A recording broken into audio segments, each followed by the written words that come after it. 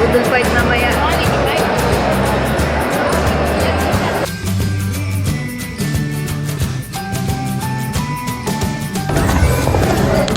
Hi, we're here in the market. So what can you say about this place? It's nice. It's awesome.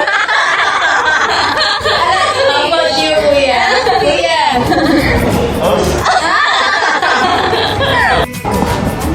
Tama. Hi guys, we're here. Interviewin natin si Jessie. Hati tayo? Anong masasabi niya? 5 lang? Ito lang ito yung pag magawa ako ng pipino. Oo. Gam.